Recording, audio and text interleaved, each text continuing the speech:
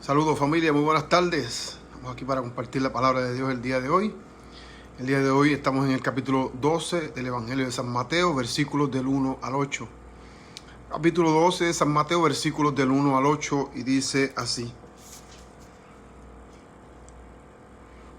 Un sábado de aquellos, Jesús atravesaba un sembrado. Los discípulos que tenían hambre empezaron a arrancar espigas y a comérselas. Los fariseos, al verle, le dijeron: mira, tus discípulos están haciendo una cosa que no es permitida en sábado. Les replicó: ¿no habéis leído lo que hizo David cuando él y sus hombres sintieron hambre? Entró en la casa de Dios y comieron los panes presentados, cosa que no les estaba permitida ni a él ni a sus compañeros, sino solo a los sacerdotes. ¿Y no habéis leído en la ley que los sacerdotes pueden violar el sábado en el templo sin incurrir en culpa? Pues os digo que aquí hay uno que es más que el templo. Si comprendieras lo que significa quiero misericordia y no sacrificio, no condenarías a los que no tienen culpa, porque el Hijo del Hombre es el Señor del sábado. Palabra del Señor. Gloria a ti, Señor Jesús. Muy buenas tardes, mis hermanos y hermanas. La lectura del día de hoy parece un poco rara, ¿verdad? Es una lectura, ¿verdad?, que trae una enseñanza del Antiguo Testamento. La ley, ¿verdad? La ley decía, ¿verdad?, que eso ya todos lo sabemos, que Dios hizo el mundo, ¿verdad?, en 7 días, pero que el séptimo día, o el famoso sábado, Él descansó. Entonces era el día del descanso. Pero ¿qué pasa? Que para los fariseos, los escribas y ¿verdad?, toda esa gente empezaron a añadirle leyes. En el tiempo de Jesús ya habían 39 trabajos que no podían hacer. Uno de ellos era eso, el cultivar, ¿verdad? Porque el sábado había que descansar.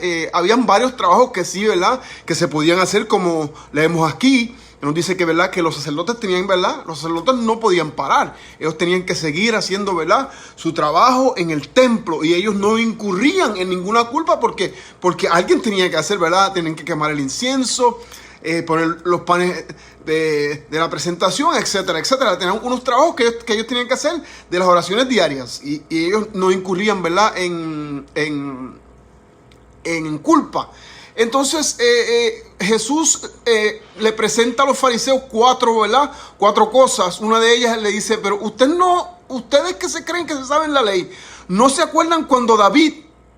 Y entonces me imagino que ellos se quedaron preguntando: pero espérate, si eso pasó hace cuántos años atrás, ¿verdad?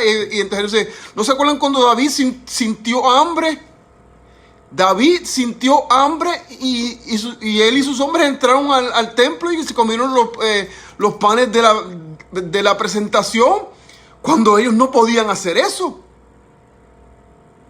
Los sacerdotes del templo comían los panes, ¿verdad? Hacían lo que tenían que hacer en el sábado y no incurrían en ninguna culpa. Entonces yo pienso que uno de los puntos claves donde llega, ¿verdad?, la lectura del día de hoy, es aquí, ¿verdad?, donde nos dice: os digo que aquí está el que es mayor que el templo. Eso debió haber sido un insulto para ellos, porque para ellos el templo es el lugar de los judíos. El templo es lo máximo para ellos. Ahí en el templo es todo, ¿verdad? No es como hoy en día que, ¿verdad?, que suceden diferentes cosas allá, no, pero en el tiempo de Jesús y en el tiempo de los judíos, el templo era el lugar máximo. Ahí se hacían todas las reuniones, a ellos hacían todo en el templo. El templo era como digamos hoy la Casa Blanca. Ahí era el lugar más importante. Y entonces cuando Jesús le dice a ellos que aquí hay uno más que el templo, ellos habrán pensado: pero este está loco, ¿qué le pasa? ¿Cómo él va a decir que él es más que el templo? Que en el templo ahí está, ¿verdad?, la presencia de Dios, en el templo está todo.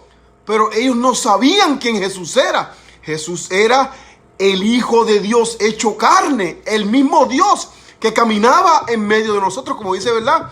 El Ángelus. Y el Verbo se hizo carne y habitó entre nosotros, ¿verdad? Caminaba junto con nosotros. Entonces él le dice, yo soy el dueño del sábado. Como quien dice, yo fui el que lo instituí. Entonces ustedes me vienen a querer dar reglas a mí de yo instituir el sábado. Como que no tiene, ¿verdad?, sentido, pero ellos no sabían realmente quién era Jesús. Entonces llega un punto, ¿verdad?, donde le dice a ellos, si hubieras entendido qué sentido tiene misericordia quiero y no sacrificios, no habrías condenado a los inocentes.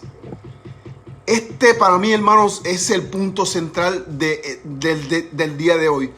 El Señor nos dice a nosotros también, entiendan que la misericordia es mayor al sacrificio. Misericordia quiero y no sacrificios. No es que el sacrificio sea malo, pero la misericordia es mucho más allá.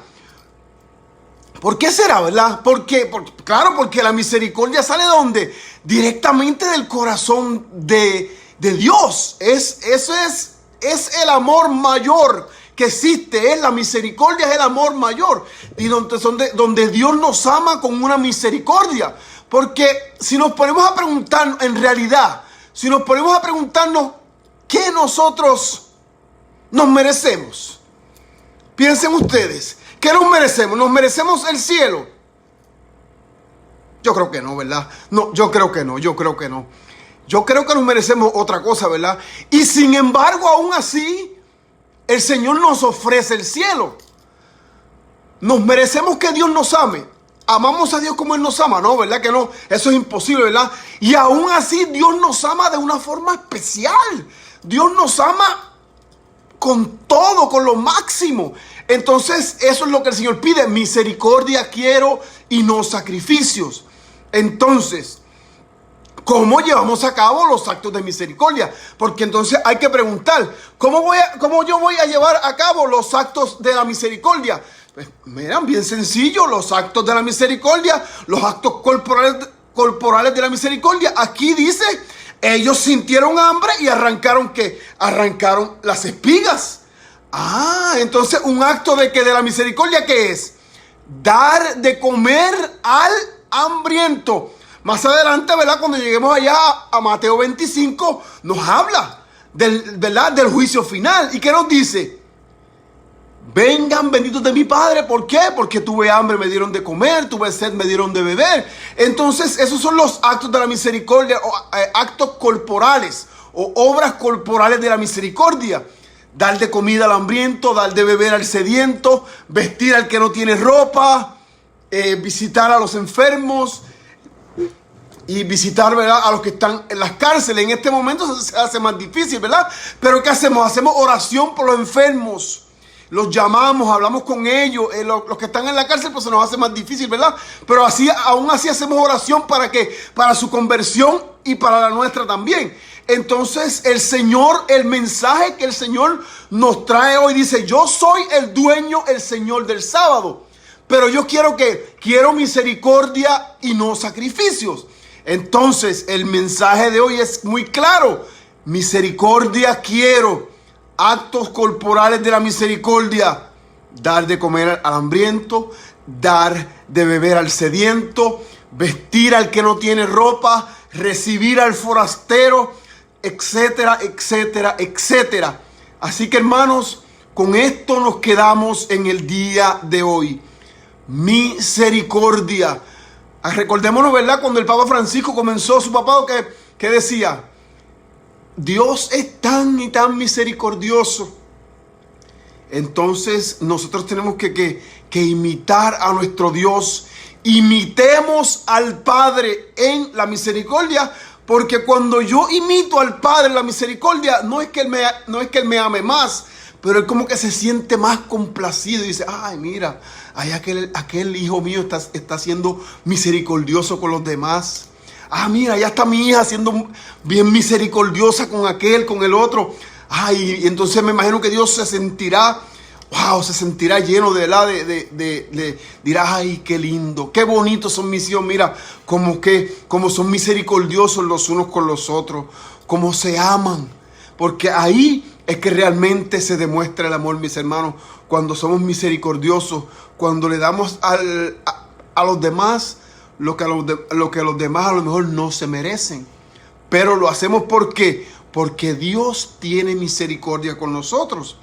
Una de las bienaventuranzas que es, bienaventurados los misericordiosos, porque obtendrán misericordia. Hermanos, ahí está, misericordia. Dios nos ama de una forma tan grande, pero nos pide también, ¿verdad?, que mientras experimentamos el amor de Dios, seamos misericordiosos con los demás. Misericordia quiero y no sacrificio. Que Dios me los bendiga. Que María Santísima me los acompañe siempre. María, Madre de la Misericordia, ruega por nosotros.